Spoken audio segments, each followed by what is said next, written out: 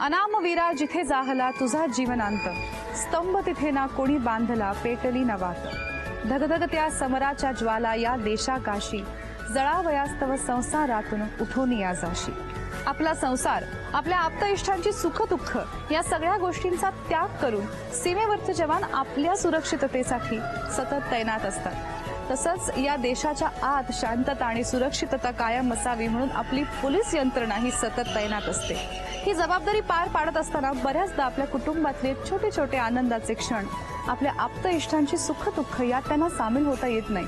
पण या गोष्टीचं दुःख न करता ते दुःख बाजूला सारून ते जबाबदारी चोखपणे पार पाडतात.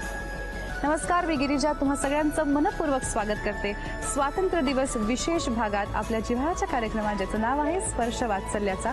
आज आपण आलो आहोत ताडदेव येथील पोलीस वसाहतीत, जिथे आपण अशाच एका कर्तव्यनिष्ठ ऑफिसरला भेटणार आहोत. त्यांचं नाव आहे PSI नितीन लवांडे आणि त्यांच्या कुटुंबात जन्माला आलेल्या छोट्याशा जयवर्धन लवांडे याला सुद्धा. चला तर मग त्याला भेटूया. स्पर्श सुखाचा बालपणाचा अनुभव चला आता. स्पर्श वाचल्याचा, स्पर्श वाचल्याचा, स्पर्श वाचल्याचा.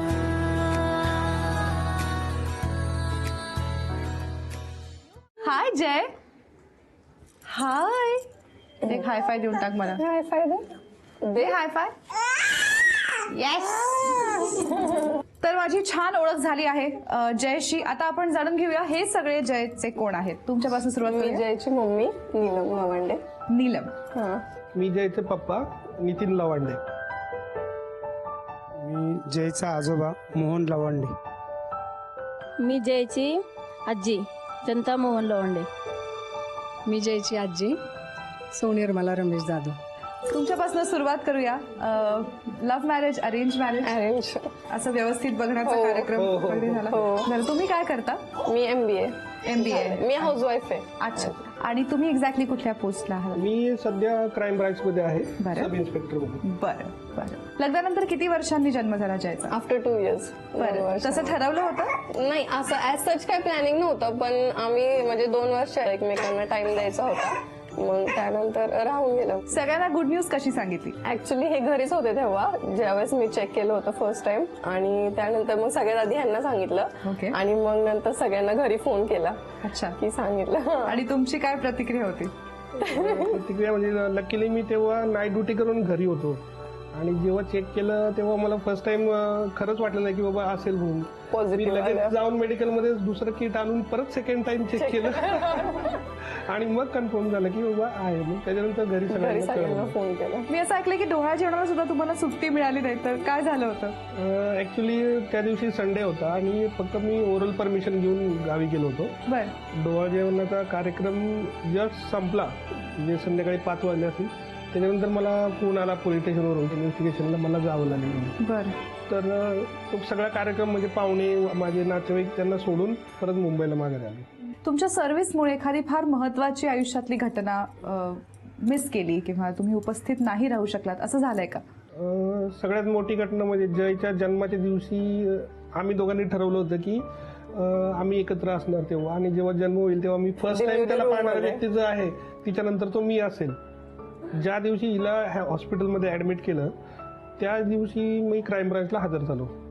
तर जनरली पहिल्या दिवशी हजर झाल्या शक्यतो कुणाला पोलीस सर्व्हिसमध्ये किंवा कुठल्याही याच्यामध्ये गव्हर्नमेंट याच्यात सुट्टीवर सोडत नाही अर्थातच. आणि मी तेव्हा खूप रिक्वेस्ट करत होतो वरिष्ठांना की मला सुट्टी पाहिजे, माझ्या मिसेसला ॲडमिट केलेलं आहे आणि कुठल्या क्षणी डिलिव्हरी होईल आणि मला तिथं उपस्थित राहणं आवश्यक आहे. मी सकाळी 10 वाजल्यापासून संध्याकाळी जवळपास 5-5:30 पर्यंत पूर्ण धावपळच करत होतो की ह्यांना भेट, त्यांना भेट, सर मला जायचं आहे, रिक्वेस्ट कर, मला जाणं गरजेचं आहे. म्हणजे सकाळी जो मी ज्या मूडनी हजर झालो क्राईम ब्रांचला, तर संध्याकाळी मूड माझा पूर्ण चेंज होऊन गेला होता. असं वाटत होतं की आता मला परमिशन नाही दिलं तर मी परमिशन न घेता पण जाणार.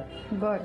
4 वाजता मी माझ्या वरिष्ठांना सांगितलं की मला आता तुम्ही सुट्टी नाही दिली तर मी इथून जाईल. त्यांनी नंतर रिक्वेस्ट माझी ऍक्सेप्ट केली आणि 4 दिवस तेव्हा सुट्टी दिली.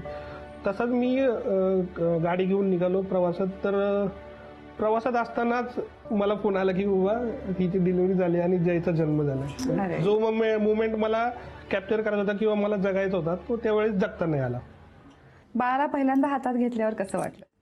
आयुष्यातला सगळ्यात म्हणता येईल की जो अविस्मरणीय जो क्षण असतो त्या प्रकारचा तो क्षण होता की आपल्या स्वतःचं बाळ आपण जे इतकं इमॅजिन केलं असतं असं असेल तसं असेल आणि ते समोर पाहिल्यावर जो आनंद होतो तो व्यक्त करणं एक म्हणजे सांगण्यासारखं पण नाही की आपण शब्दात पण व्यक्त करू शकत नाही. तो आनंद फक्त आपण पाहून एन्जॉय करू शकतो अशा प्रकारचा.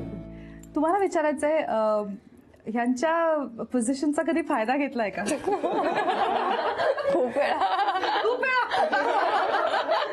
काय केलंय? कसा फायदा घेतलाय?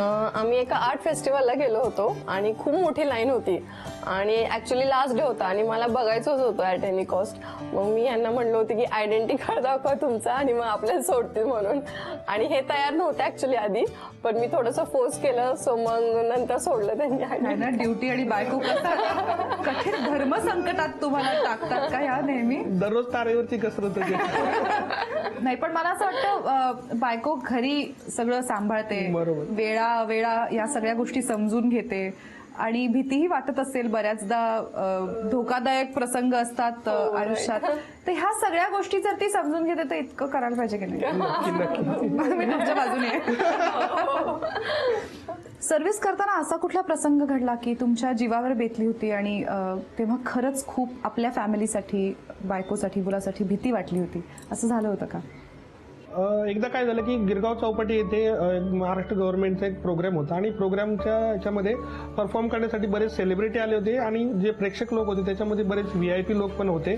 त्या कार्यक्रमाला सेलिब्रिटी येणार असल्यामुळे मी हिला पण सोबत घेऊन गेलो होतो.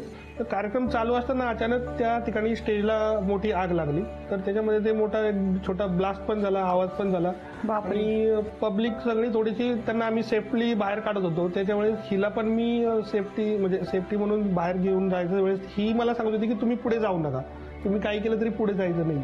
तर मी हिला सांगितलं की मी जाऊ शकत नाही इथून, मला तिथे थांबावंच लागेल. मी हिला एक माझा स्टाफ पाठवून हिला मी घरी पाठवून दिलं आणि तिथे कार्यक्रम जिथे आम्हाला लोकांना सेफली बाहेर काढत होते तिथे मी थांबलो. पण ती वेळ अशी असते की त्यावेळेस आम्हाला आमचं स्वतःचं सोडून जे जनरल पब्लिक आहे किंवा जो कोणी तिथे अडकलेला असतो त्याला बाहेर काढणं आम्हाला महत्वाचं असतं. बरोबर. मी या घटनेबद्दल वाचलं होतं पेपरात आणि बरीच न्यूज चॅनल्सनी पण हे कव्हर केलं होतं. तुम्ही तिथे होता ते ऐकून आता असं वाटतं रे बापरे.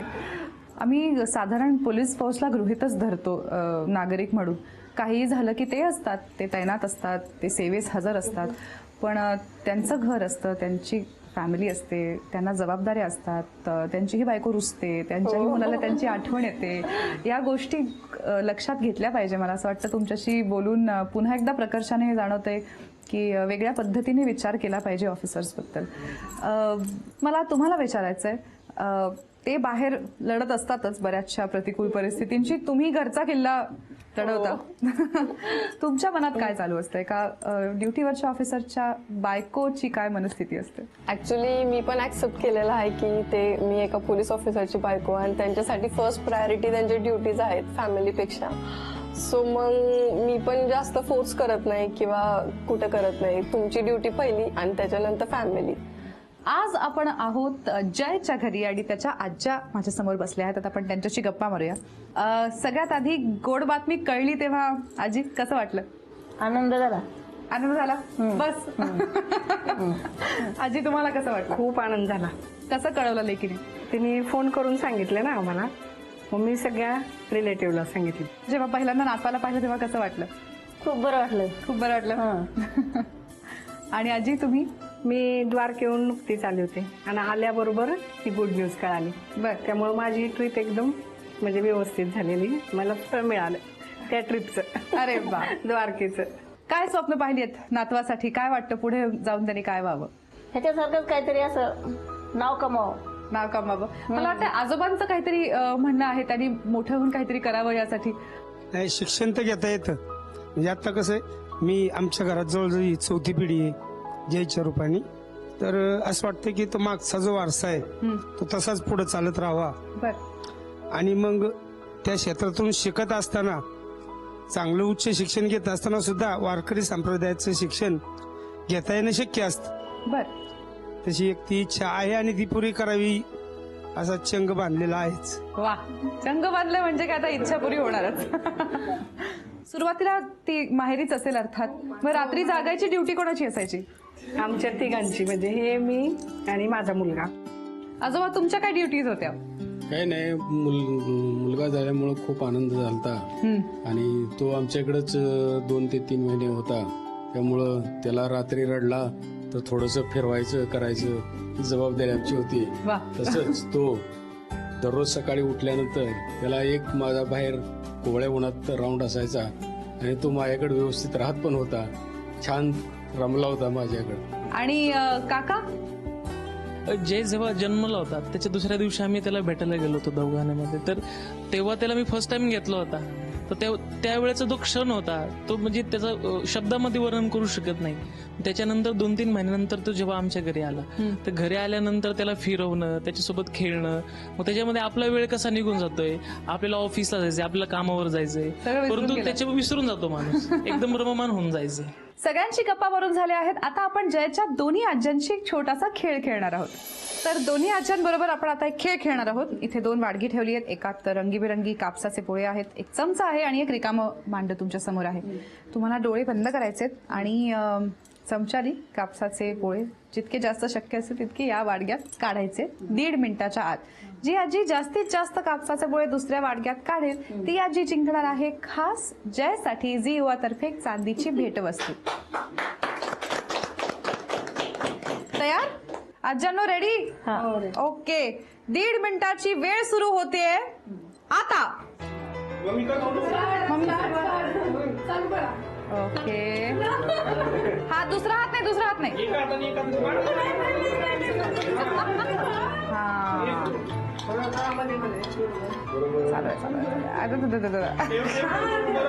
अर्धा मिनिट. वा वा.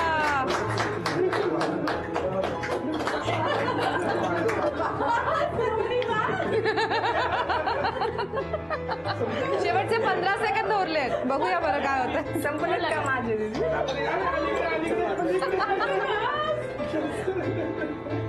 शेवटचे 10 सेकंद उरले. 10, 9, 8, 7, 6, 5, 4, 3, 2, 1. वेळ संपली. वा वा वा वा वा. चला मोजूया. 1, 2, 3, 4, 7, 8. आणि आता निर्मला आजी 1, 2, 3, 4, 5, 11, 12, 13, 14, 15, 16, 17, 18, 19. बाबा. निर्मला आजी तुम्ही जिंकला आहात जयसाठी झी युवा तर्फे ही खास चांदीची भेटवस्तू.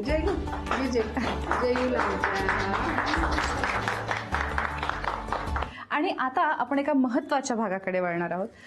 नवरा बायको असताना एकमेकांकडनं अर्थातच काही अपेक्षा असतात. वेळ घालवावा, रोमॅन्टिक गोष्टी कराव्यात. पण आई बाबा झाल्यानंतर बऱ्याच गोष्टी बदलतात, मुळात नातं बदलतं आणि अपेक्षा सुद्धा.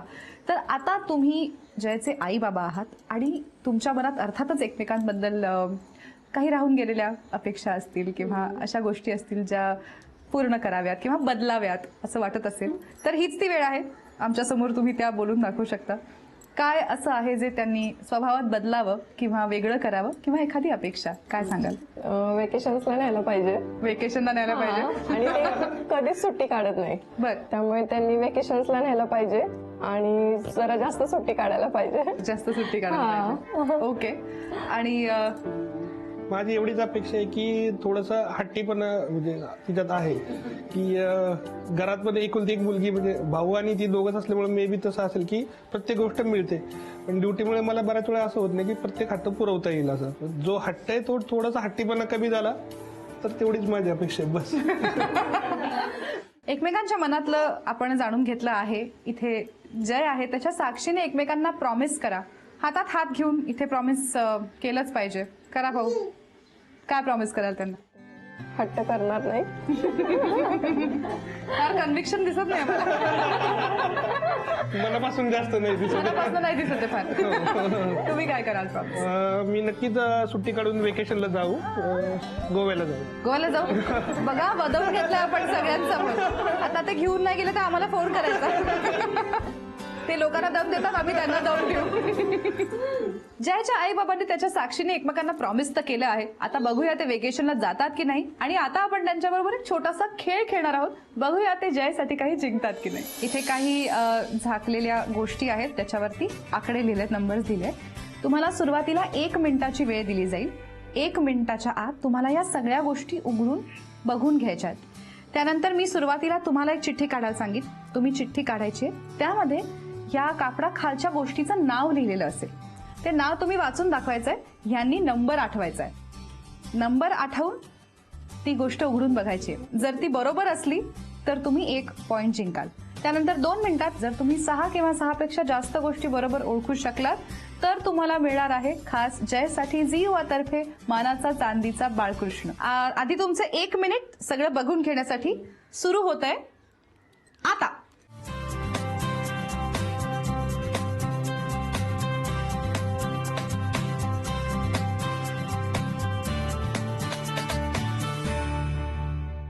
बघून घेतलं सगळं? ओके, तयार आहात? चणा डाळ. चणा डाळ 6 नंबर. उघडा पटकन उघडा. 2च मिनिटांची वेळ आहे. चालेल. नाही. नेक्स्ट तुम्ही.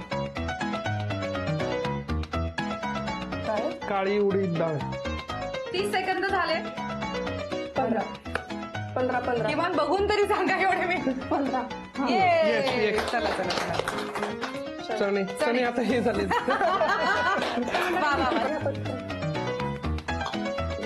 मिक्स डाळ इकडे. घ्या. मसूर डाळ.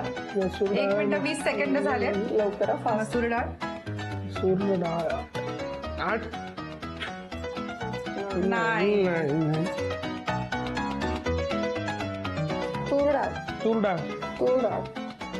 चणा डाळ नाही. काबुली चणे. 2 नंबर. येस. आहे अजून वेळ आहे. 20 सेकंद आहेत. हिरवे वाटाणे. 7 नंबर. 7 नंबर बघूया. आणि शेवटची 10 सेकंद राहिले.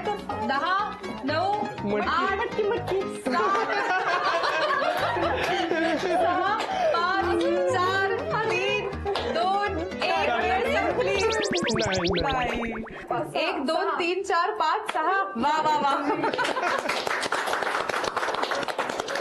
तर 6 गोष्टी अचूक ओळखून जय तुझ्या आई बाबांनी तुझ्यासाठी जिंकला आहे झी युवातर्फे खास हा मानाचा चांदीचा बाळकृष्ण.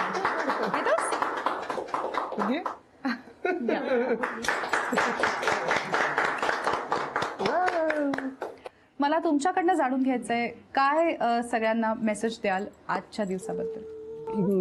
आज या स्वातंत्र्य दिनानिमित्त मी सर्वांना एकच सांगू इच्छितो की केवळ कुणाचे संरक्षण करणं किंवा कुणाची काळजी घेणं किंवा कुठल्याही गोष्टीचं आपण बंदोबस्त करणं हे केवळ पोलिसांचं कर्तव्य नसून प्रत्येक नागरिकाचं कर्तव्य आहे की त्यांनी आपल्या आजूबाजूला पाहणं, सजग राहणं, जे काही धोक्याचं दिसेल त्याच्याबद्दल कळवणं.